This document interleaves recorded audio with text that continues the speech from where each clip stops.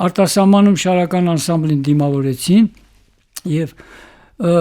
Միկին մոտեցավ իդեպ գեղեցիկ կին գրկեց ինձ եւ արտասվեց ես հարցրեցի այդ շքախմբին ինչու է լացում թարգմանիչ ասեց 10 օր առաջ հակարծակի պատահման պարզվել է որ ինքը մաքուր հայ է այս կինը երաշտագետ ասի բա ինչի է լացում ինքը դեռ 10 օրվա հայ է որ լացում է բա ես 50 տարվա հայ եմ բա իմ սիրտը քար է հայ լինելը դժվար է ինչով է դժվար որ արժանանաս այդ մեր նախնիների թողած ժառանգությանը եւ փոխանցես գալիքին այդ մեր ոսկե դարի հայ ես ոչ թե սա գերադասում եմ մյուս ամեն ազգ պարտավոր է արժանանա իր նախնիներին հետո ափսոս է շատ արժեքներ ենք մենք մեր պաշարում կա շտեմամ որ պիտի փոխանցեք դա հետո մենակ մերը չի դա համայն մարդկությանն է պետք կարող է մարդկությունը դեռ չի հասկանում բայց մենք գիտենք որ իրանց պետք է իրանք էլ պիտի իմանան ինչ է իրանց պետք էսա հայի առաքելությունը հրաշալի ամենաերկարակյացները դիրիժորներն են ես փակագծում գրեցի բայց դա Ավստրիայում որտեղ Հայաստանում դա հերկվել է ու ես ցավոք չեմ ուզում ասեմ թվարկում եմ որ դիրիժորը մեկը 30 տարեկանում անմահացավ որտեղ արվեստագետ մեկը 40 տարեկանում անմահացավ մեկը 50-ում մեկը ինֆարկտ խփեց եւ այլ մեզ մոտ կարճ են ապրում դիրիժորները դա ինձ թվում է էկոլոգիայից է փոշի եւ այլ Մայստրո ճիշտ են ասում որ բացառիկ երաժշտական ունակություններ ունեն դիրիժորները նրանք ավելի շուտ են լսում թե արագ են լսում նոտաները ինչպես պիսի մի բան եմ հիշում ես շատ սիրողական մակարդակով կարող է լինի չէ սովորական այս լսողությունը ստուգելուց թե գուցե երեխաների մոտ ասում են մի քիչ ավելի բոլորից ավելի շուտ են լսում թե ինչ որ մի բան կար չէ գրահեցի նախ այդ նախալսելու մասին է խոսքը նախալսել բացի դրանից հայտնի խոսք կա որ դիրիժորները լսում են աչքերով ասիկը որ նայում են նոտաները զրնգում են արդեն բոցավառվում են աչքերով ներքին լսողություն Բեթհովենը հիշում եք չէ խուլեր բայց դիեզերք էր հնչում ներսը չէ հնչյունակերտ դիեզերք դիրիժորները ոչ թե լսում են պետք է կարողանան լսել այդպես ինչպես Բեթհովենը ներքին լսողությամբ աչքերով լսել ականջներով բացի դրանից դիրիժորը պետք է կարողանա միաժամանակ լսել չէ որ նվագախմբում տեսեք քանի նվագարաններ կա ակորդ նա պետք է միաժամանակ ավելի դժվար է որտեղ սովորաբար հորիզոնական մարդիկ ժամանակի մեջ են եւ տարածության մեջ են հերթագայությամբ լսում են հնչյունները բայց դիրիժորը պետք է կարողանա ոչ միայն դա պետք է կարողանա հորիզոնականը եւ ուղաձիգը ուղղայացել միաժամանակ ընկալի եւ կոորդինացիա բարգա միաժամանակ տարբեր ոնց որ զորավարը բանակը դե տանկերն են թնդանոթներն են ավիացիան հետիոտն այս բոլորը զորավարը նա պետք է կարողանա միաժամանակ հսկի այդ դաշտը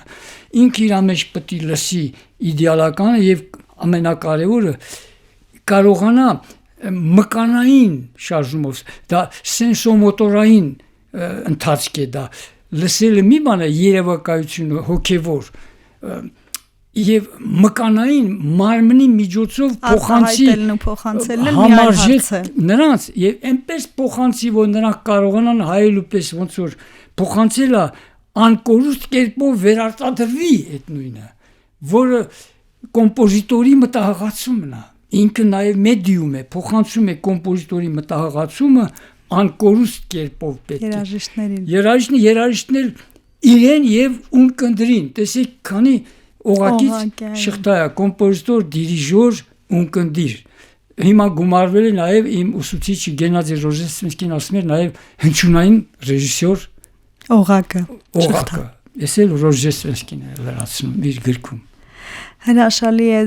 ընդհանրապես երկարակյաց դուք ձեզ համարում եք ու եթե համարում եք ինչի շնորհիվ պոզիտիվ մտածելակերպի, այս լավատեսական մոտեցման, հումորների, որ անսպառ են, երաժշտության,